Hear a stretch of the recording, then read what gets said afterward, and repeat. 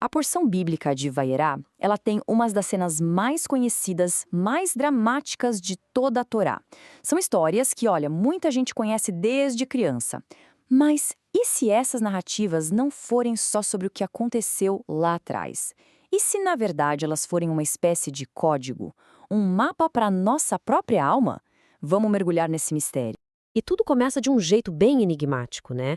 Três figuras, do nada, aparecem para Abraão e esse é o gatilho para uma série de eventos que vão testar, assim, os limites da fé e da própria natureza humana. Imagina a cena. Sara, já em idade avançada, ouve que vai ter um filho. E ela ri. Ri de incredulidade, claro. E é desse riso, Dziok, em hebraico, que vem o nome do filho dela, Isaac, ou Yitzhak. O nome dele basicamente eterniza aquele momento de dúvida.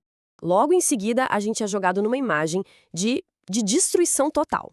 As cidades de Sodoma e Gomorra, que estariam consumidas por seus próprios pecados, são simplesmente varridas do mapa. Um verdadeiro cataclisma de fogo. E aí vem o clímax, talvez o momento mais angustiante de todos.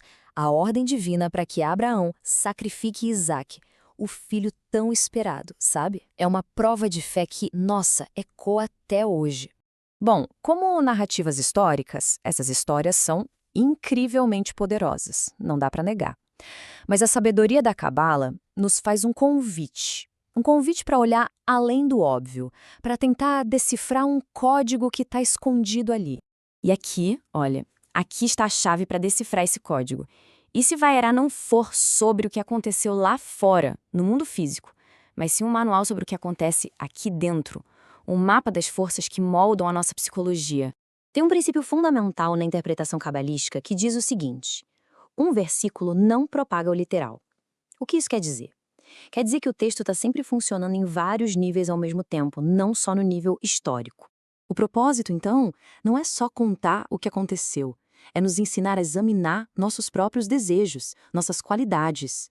O mundo físico, a tenda, os anjos, as cidades, tudo isso vira um grande símbolo para as paisagens da nossa própria alma. Certo. Então vamos começar a decodificar. Os personagens dessa história não são apenas figuras históricas. Eles, na verdade, representam forças fundamentais que existem dentro de cada um de nós. Lembra dos três anjos que visitam Abraão? Então, eles simbolizam três forças primordiais dentro da gente. A força da direita que está ligada a Abraão é Hesed, a misericórdia, o desejo de dar. A da esquerda, ligada a Isaac, é Gvurá, o rigor, o desejo de receber. E a do meio, Tiferet, é o equilíbrio entre essas duas. E o trabalho interior, segundo essa visão, é basicamente separar a parte pura de uma qualidade da sua casca egoísta, que é chamada de clipá. Por exemplo, a misericórdia de Abraão era tão imensa que ela acabou gerando um aspecto que precisou ser separado, que são Agar e Ismael. Do mesmo jeito, a gente precisa identificar e separar o egoísmo das nossas próprias qualidades. Agora, vamos para Sodoma. Olhando por essa lente, Sodoma deixa de ser um lugar no mapa, ela se torna um estado de consciência. Uma forma de se relacionar com o mundo, entende? A regra de Sodoma é a da separação total. Aquela indiferença, o famoso o que é meu, o que é seu, é seu. Isso vai diretamente contra o propósito da criação, que é a unidade, a conexão total, onde todos se sentem parte de um único organismo. E isso soa um pouco familiar, não soa? A fonte aponta que essa atitude é muito parecida com a nossa sociedade de hoje, onde a liberdade individual muitas vezes acaba virando uma falta de conexão e de responsabilidade mútua. E a esposa de Ló, que vira um pilar de sal. Ela representa aqueles desejos que são tão egoístas que a gente ainda não dá conta de corrigir. Eles não são destruídos, mas ficam congelados, sabe? Preservados, até que a gente tenha força para transformar eles em ferramentas de conexão. E isso tudo nos leva ao grande clímax da porção, o sacrifício de Isaac, a Akedá. E é aqui que a interpretação interior revela um significado, nossa, completamente novo e muito profundo. O sacrifício não é de uma vida, é o sacrifício do ego. Matar Isaac, nesse sentido, significa restringir a força da esquerda, a Gvorá, aquele desejo de receber só para si.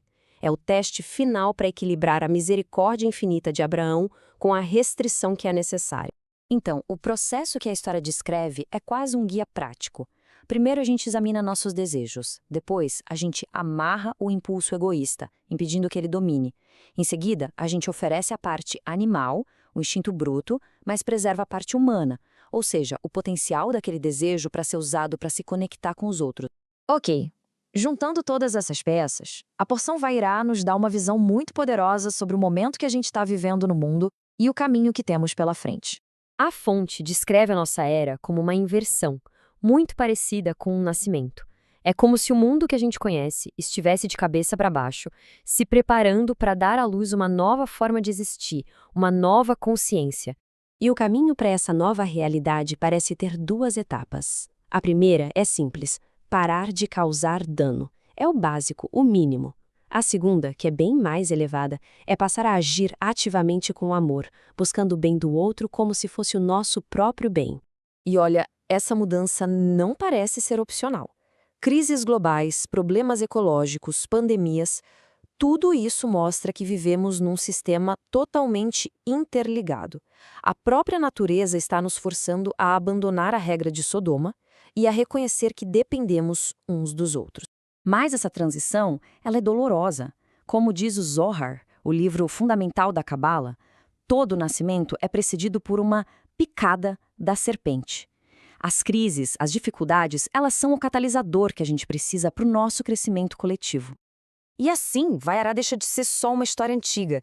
Ela vira uma pergunta para o agora. Em que área da nossa vida a regra de Sodoma, a regra da separação, ainda opera?